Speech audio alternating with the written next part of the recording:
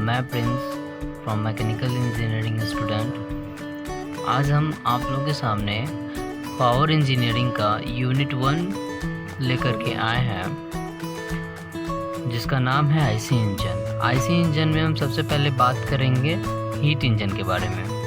Actual में heat engine होता क्या है, तो हम डेफिनेशन क्लियर करेंगे। Heat engine is the device which convert the chemical energy of the fuel into heat energy, and this heat energy is further converted into the mechanical energy, that is work done, is known as heat engine। कहने का मतलब है कि heat engine ही एक ऐसा device है जो fuel को जलाने का काम करता है, और फ्यूल हमारा होता है केमिकल एनर्जी। इसको क्या करता है, हीट एनर्जी में कन्वर्ट करता है जब फ्यूल कंबशन करता है तो।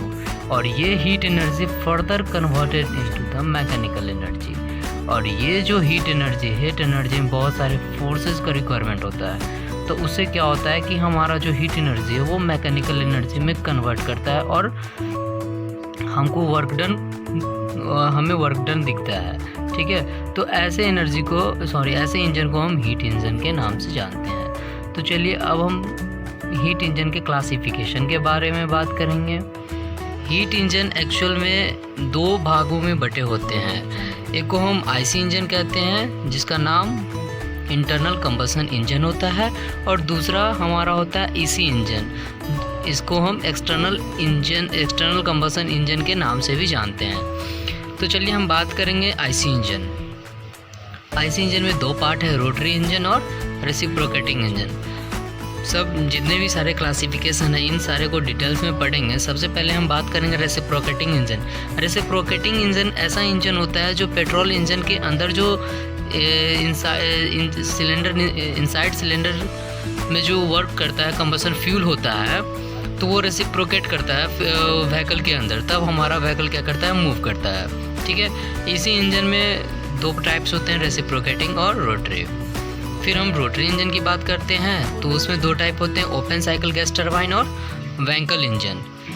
फिर रेसिप्रोकेटिंग का दो टाइप है, स्टीम इंजन और स्टर्लिंग इंजन।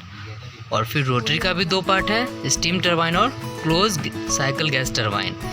और हम एक चीज़ भूल गए थे कि आईसी इंजन में जो दो पार्ट है, रोटरी इंजन और reciprocating engine.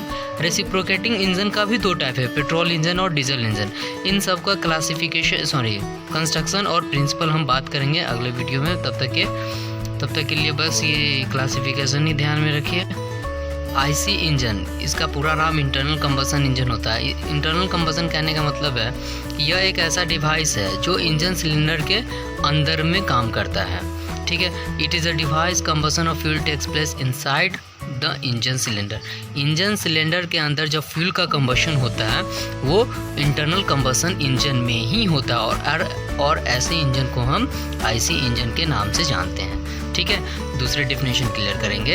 N engine in which combustion of fuel takes place inside the engine cylinder is called IC engine. ठीक है, एग्जाम्पल हो गया ऑल पेट्रोल और diesel engine. Clear. Next, EC engine, external combustion engine. इसका definition है, it is a device combustion of fuel takes place outside the engine cylinder.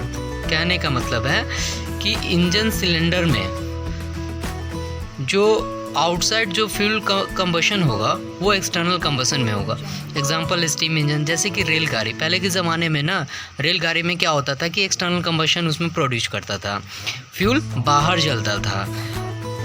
जैसे कोयला जलता था ना, तो फ्यूल का कंबशन बाहर में ही होता था। तो ऐसे स्टीम इंजन को हम एक्सटर्नल कंबशन इंजन में कंसिडर करेंगे। ठीक है, तो अब हम नेक्स्ट टॉपिक बात करेंगे, what are the difference between external combustion engine और internal combustion engine. That is very more important in SBT exam.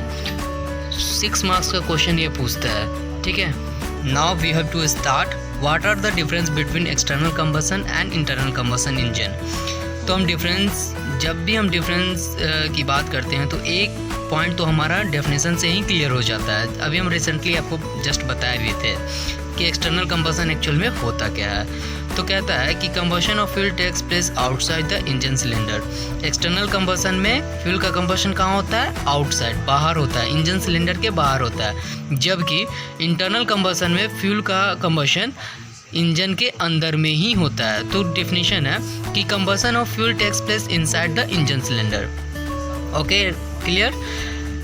Second हमारा जो पॉइंट है वो है it can not be start quickly. External combustion में क्या होता है कि ये कोई भी व्हीकल हो, कोई भी पेट्रोल इंजन हो या फिर वो डीजल इंजन हो, वो जल्दी स्टार्ट नहीं होता है। ठीक है, ऐसा थोड़ी है कि हम जैसे सेल्फ की और स्टार्ट हो गया, नहीं, ऐसा नहीं है। एक्सटर्नल कंबशन में ऐसा नहीं है, लेकिन इंटरनल कंबशन में ऐसा है। It can be started quickly. जैसे ही हम चाबी ऑन करेंगे वैसे ही हमारा क्या होगा? व्हीकल ऑन हो जाएगा और हम मूव करेंगे। ठीक है।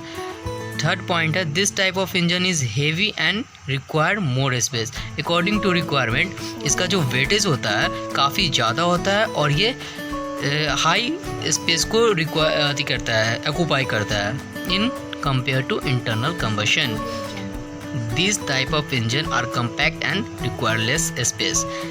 ये इंटरनल कंबशन जो होता है वो कम्पैक्ट होता है और अकॉर्डिंग टू रिक्वायरमेंट ये बहुत ही कम स्पेस को ऑक्यूपाई करता है as compare to external combustion. Okay, now fourth point is overall efficiency is low about 15 to 20% as compare to internal combustion.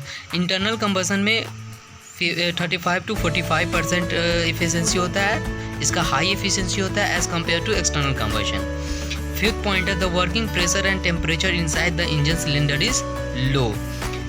External combustion में वर्किंग प्रेशर और टेम्परेचर जो होता है इंजन सिलेंडर के अंदर वो काफ़ी लो होता है as compare to internal combustion. जबकि इंटरनल कंबशन में वर्किंग प्रेशर एंड टेम्परेचर काफ़ी हाई होता है। सिक्स पॉइंट है हमारा since the combustion of fuel takes place outside the engine cylinder.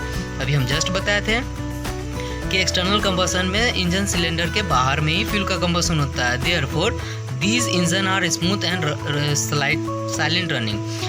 तब हमारा क्या करता है कि यह जो व्हीकल होता है एक्सटर्नल कंबशन के अंदर वो वेरी साइलेंट रन करता है, जबकि कोई आवाज़ ही नहीं होता है, साउंडलेस प्रोड्यूस करता है। ठीक है, जब भी हमारा व्हीकल मूव करता है तो as compare to internal combustion. जबकि इंटरनल कंबशन में since combustion of fuel takes place inside the engine cylinder therefore these engine are more noisy. Engine cylinder के अंदर जो फ्यूल का कंबशन होता है वो अंदर में होता है, जबकि therefore these engine are more noise. जब हमारा जो व्हीकल मूव करता है तो high amount of sound produce करता है इंटरनल कंबशन में। ठीक है, आई थिंक कि आपको ये कुछ ज़्यादा समझ में आया होगा। अगर समझ में आया होगा तो प्लीज़ लाइक और सब्सक्राइब कर दीजिएगा।